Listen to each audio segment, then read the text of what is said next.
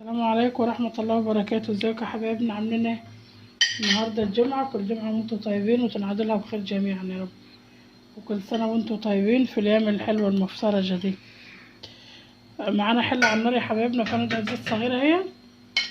معانا بتاع ده فص مستكة اهو، وندعت الزيت عشان الصايح الفص من السكة، ودي حبة هنا اهو، وبتاع دي وجوز الطيب اهو، قطعها بس حتات كبيرة يعني.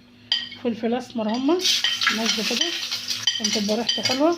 معانا بتاعه شعرة بتاع جرفة صغيرة، وشعرة جنزبيل، وورق لورا، وشعرة روزماري برضو صغيرة. ما هنحط الفرخة الأول، هنحط الحاجات دي. ومعانا هنا هو حباية طماطم، ومعانا بصلة، ومعانا جزر، ومعانا حتة فلفل صغيرة عشان تخلي ريحتها حلوة وطعمها حلو. الفرخة حشيناها رز زي ما احنا بنحشيها معاكم. حطينا عليها بصلة وحبة جرفة وحبة فلفل سمرة وحبة كمون، شعر جنزبيل برضو للفراخ، لابد من الجنزبيل في الفراخ هنا وهنا.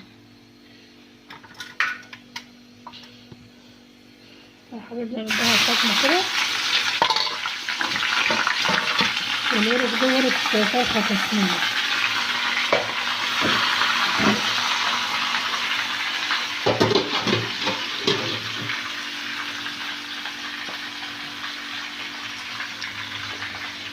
نحط التوابل دي في منها اهي،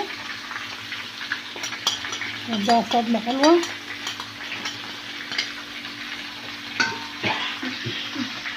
نديها صدمة حلوة يا حبايبنا. والمية في الفتة اللي هي على البتاع مشغلة عليها.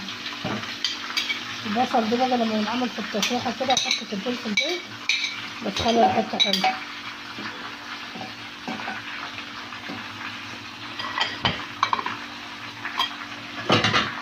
هو صلصة على النار اللي انا عاملاها معاكم امبارح اهي. حط الجزرتين دول كده بتخلي طعمها حلو والله، بس على مش راضي. طبعا احنا عاملين كوسة عشان على والحب. هنعمل مش عايزين نزعل عليها. انا بحب الحاجات المفيدة في الخضار، بحب الخضار والطبيخ والخضرة البسلة والزبانخ، بحب الحاجات دي والكوسة، وبحب الحاجات دي كلها مفيدة برضه يعني. بس هو على السمك واللحم اللي ما بحبهاش.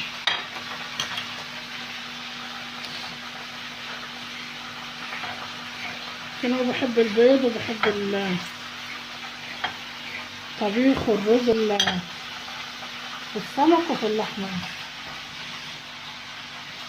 بس هو يعني غلط انهم يشوفوها. احنا طبعا بنروح على حبايبنا عاملينها كده، عايزين تعملوها حلقات زي ما هي كده براحتكم. هي صغيرة بس هي لما تنعمل كده انا بعملها بشطة الطريقة دي هنا. انتوا كلكم شطار زي العسل. احنا بنوري البنات الصغار،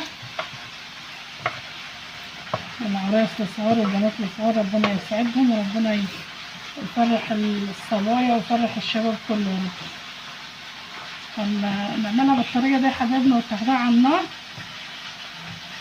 تاخدوها من امبارح بس انا حطاها مطي عليها، ونعمل وهقلب الفرخة، وهروح جايه حاطة لما تاخدلها صدمة حلوة كده، هروح جايه حاطة عليها المية اللي بتاعها.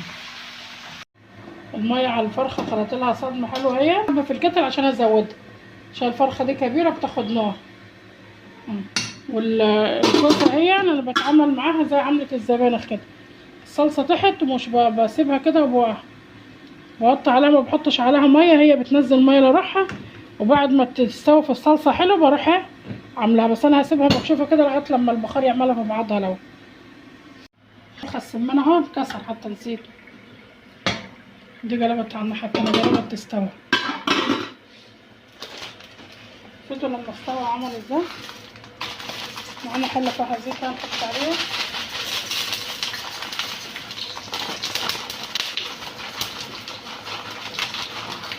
حط الشعرية اهو،